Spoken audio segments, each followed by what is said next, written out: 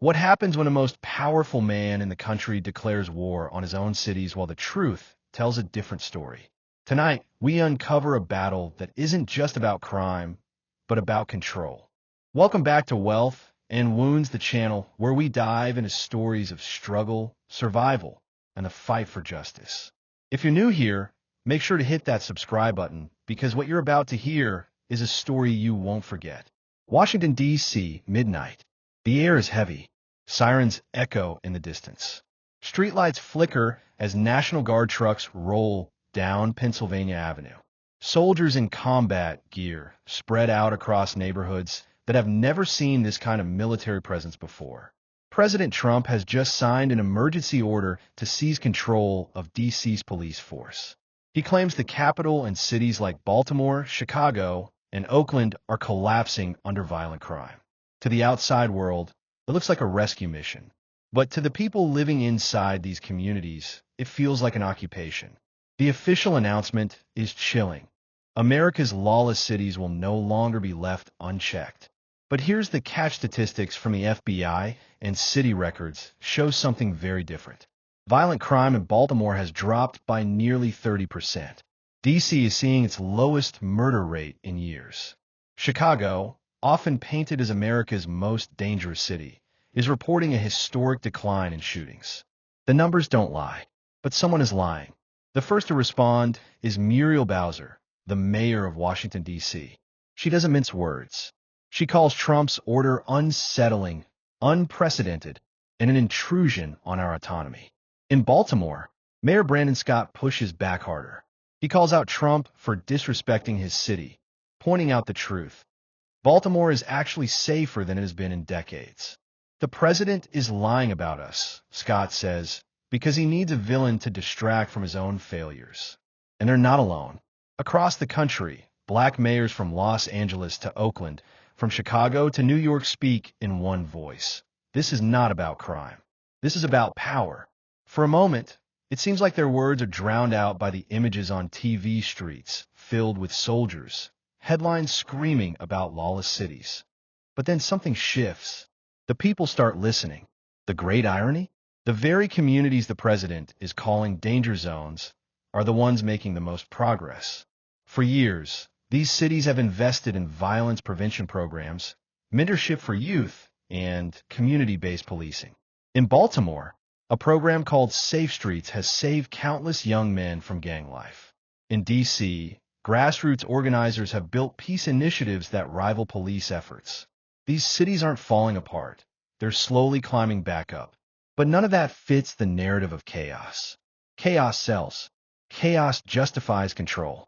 And here lies the irony. The so-called rescue mission is targeting the very cities that prove crime can fall without military-style crackdowns. As days turn into weeks, the occupation grows heavier. Soldiers patrol playgrounds. Armored vehicles block intersections. Families feel like prisoners in their own neighborhoods. One night in Baltimore, cameras capture a shocking scene. A National Guard officer handcuffing a local pastor who was simply walking home from Bible study. The footage spreads online like wildfire. The nation erupts. Hashtags trend. Hashtag whose streets, hashtag our streets. Mayors rally again, this time louder, bolder. Brandon Scott delivers a speech that cuts through the noise. They said we were criminals, but the truth is, we are survivors. They said we were dangerous, but the danger is the lie they told about us. This is not about law and order, it's about fear and control. And we will not bow to it. His words go viral. Millions watch. Millions share. The tide begins to turn. The breaking point comes when an independent journalist leaks internal memos from the administration. The documents show that the executive team knew crime was dropping, but planned the takeover months in advance to create a political weapon. The revelation hits like a thunderclap. Suddenly, the narrative shifts. What was supposed to be a crackdown on lawless cities now looks like a coup against democracy itself. The mayors, once dismissed as powerless, are now seen as truth-tellers. They unite under a coalition, holding joint press conferences, rallying people across state lines, and even filing lawsuits. The underdogs the cities once labeled as broken are now leading the fight for American freedom. Public outrage explodes. Marches fill the streets of D.C., Baltimore, Chicago, and beyond. Citizens chant, "Whose streets?" Our streets. The federal government is forced to scale back. Troops are quietly withdrawn. Control of the police is returned to the mayors. For the first time in weeks, the streets feel free again. Justice seems to have been served. The underdogs, the underestimated mayors, the overlooked communities have stood their ground against the most powerful office in the nation. And they won. But, just as the cities celebrate, a chilling announcement interrupts the peace. Reports surface of a new order being drafted, one that could extend federal control not just over D.C., but over any city deemed unsafe by the White House. The fight isn't over. It's only just beginning. If he can do this here, where will it end? What if the fight for justice you thought was won was only the opening move in a much bigger game? Tonight, the battle between America's cities and its most powerful office takes a darker, more dangerous turn. After weeks of protests, viral speeches, and leaked memos that exposed the truth, the soldiers finally withdrew from D.C. and Baltimore. Streets once lined with armored vehicles began to breathe again.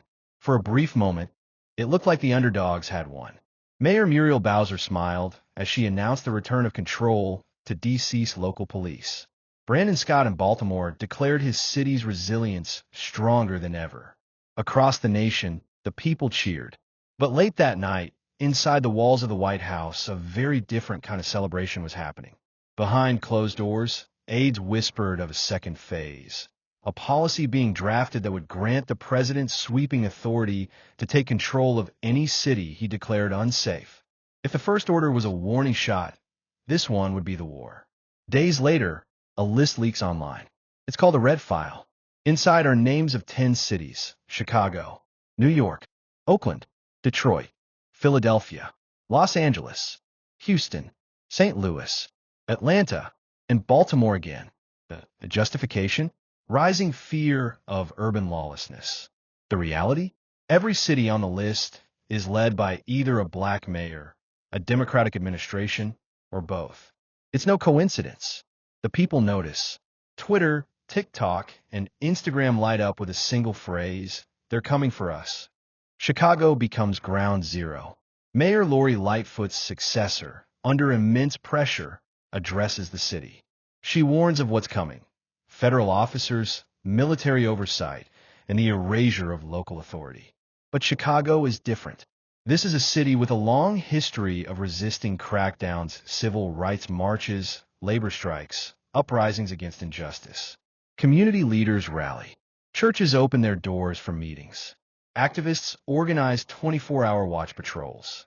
By the time federal trucks approach the city, thousands of Chicagoans are already in the streets, chanting, "Not this time. Not again." The images are powerful. Unarmed citizens standing shoulder to shoulder, refusing to move. National Guard trucks stop, engines running, but never advance. For the first time, the world sees that this isn't just a political feud, it's a showdown for democracy itself. The federal government claims these interventions are about public safety, but journalists dig deeper. The data shows Chicago shootings down 22%, New York crime lowest since the 1960s, Baltimore homicides near a 30-year low.